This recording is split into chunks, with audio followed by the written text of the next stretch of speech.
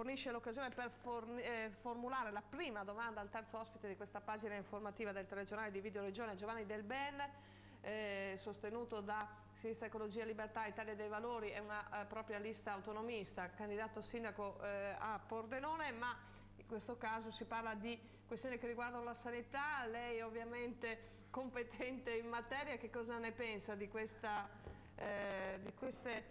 possibili indicazioni che verranno fornite nel corso della conferenza stampa? Allora, ben trovati. Ovviamente io non ci sarò alla conferenza stampa perché andrà a finire come tante altre volte. Le piacerebbe partecipare?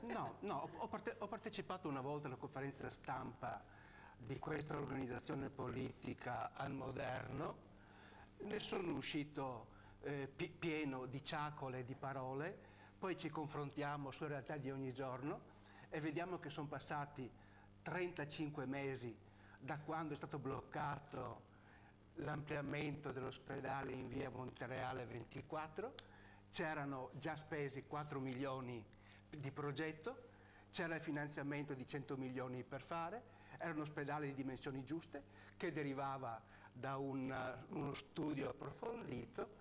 Ripeto, quasi 3 anni. L'ospedale dal punto di vista edilizio in via Montereale ha bisogno di un forte intervento e di un forte investimento, potremmo dire chi li ha visti, si stanno promettendo altre cose. Pordenone rimane l'ultima in regione per i finanziamenti della sanità.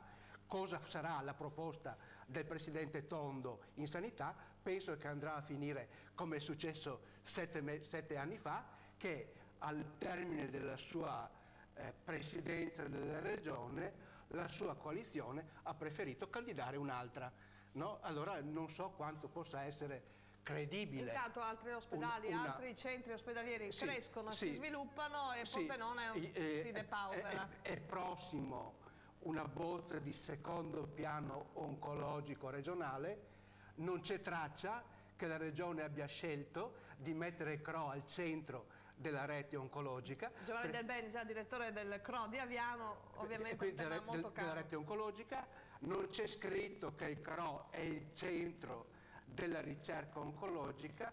Ci sono stati 53.000 persone che hanno dato la propria ricerca al CRO, lo daranno ancora perché hanno avuto degli interlocutori credibili. Se andrà avanti così, anche questa strada andrà dall'altra parte. Teniamo conto che i finanziamenti per la ricerca servono anche per giovani ricercatori, quindi io direi che alle promesse devono essere fatti. I fatti finora sono quelli che non si è fatto, non si è visto.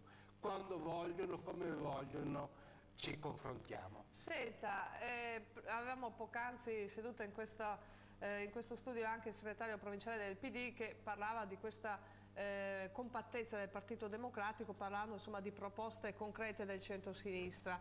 Lei è candidato, fa parte appunto di questa coalizione del centro-sinistra, un centro-sinistra alternativo al PD. Sì, il mio è così una rappresentanza di un nuovo centro-sinistra, un nuovo centro-sinistra che, se vuole essere alternativo, deve aggregare.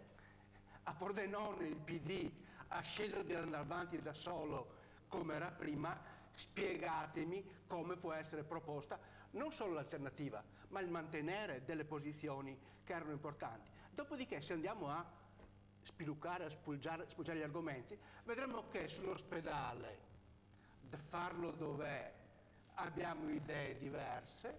Sulla salvaguardia del territorio della Comina abbiamo idee diverse. Sono sicuro che i cittadini sapranno scegliere, essendo amministrazione, le idee, le coerenze, le concretezze, e forse anche le divisioni potranno risolversi. Però sinceramente non vado a fare una proposta di dire questo centro-sinistra quando non si fa ancora una proposta unitaria sul programma, quello che ho chiesto anche all'inizio. Facciamo un programma condiviso centro-sinistra, facciamo le primarie e chi ha più aderenza andiamo avanti. E invece non si è voluto fare così e c'è stata insomma questa frammentazione anche di proposte nel centro-sinistra, e poi ovviamente anche gli elettori si trovano magari un po' in imbarazzo nella nel capire tutti questi meccanismi della politica. Noi ringraziamo il dottor Giovanni Del Bene per aver partecipato al nostro telegiornale di Video Regione. Grazie cari telespettatori per averci seguito, vi diamo appuntamento alle prossime edizioni del telegiornale e appunto vi aspettiamo. Arrivederci.